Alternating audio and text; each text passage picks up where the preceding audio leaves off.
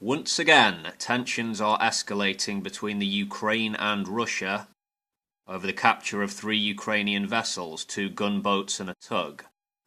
As I understand it, the Ukrainian ships were heading from Odessa to Mariupol, which is in the Sea of Azov, a sea shared by the Ukraine and Russia. According to the Ukrainians, there was an attempted intercept by the Russians, but they carried on towards the Kerch Strait anyway.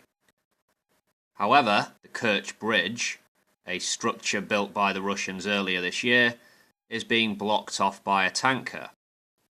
First, they are disabled by the Russians, meaning attacked. The ships get captured. Half a dozen Ukrainian sailors were injured. I've not heard any reports of fatalities.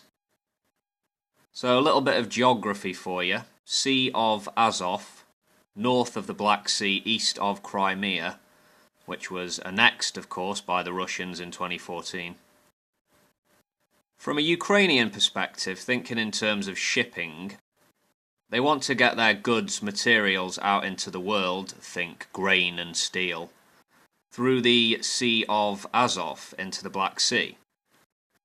When you're moving goods around, disturbances and time delays are something you want to avoid. A ship sitting around in the sea for days at a time, waiting to get through a checkpoint, can cost tens of thousands of pounds. So what does this look like? It looks like an economic blockade. It's another way for the Russian government to weaken, undermine, intimidate their Ukrainian neighbours. Most people will be aware that the Ukrainian military has been fighting pro-Russian separatist forces in the east of the country. But this is a different situation in that this latest incident has brought both countries' navies into actual conflict. Obviously, this has caused a political fallout. Petro Poroshenko, president of the Ukraine, is proposing martial law. Apparently, protesters in Kiev surrounded the Russian embassy, a car being set ablaze. Unsurprisingly, feelings are running high.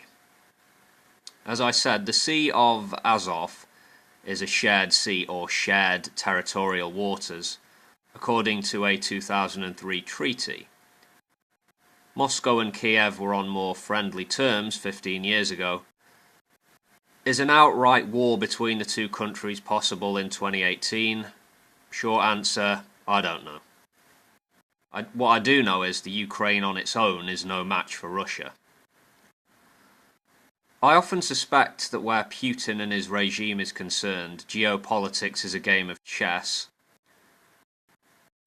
He's asking himself such questions as, what moves can I make to consolidate my own position or increase my power and influence? What moves could I potentially make to weaken my enemies? What can I get away with? I suspect a cost-benefit analysis is going on along these lines. The whole Salisbury poisoning incident didn't go well for Russia diplomatically. I guess that could be viewed as a miscalculation, but this latest conflict with the Ukraine is a continuation, really, of the same Moscow policy in place for years now, which is fuck with, intimidate, destabilize the area. Clearly, Russia under Putin has expansionist ambitions, not limited to Ukrainian territory.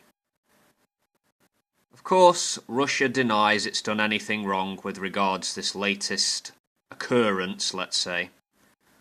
Yeah, we were just defending our territory. And Russia also denies the military build-up happening in the Azov Sea. It's all provocation from those nasty Ukrainians. Of course, they're going to have a UN Security Council meeting. That might be happening today, I'm not sure.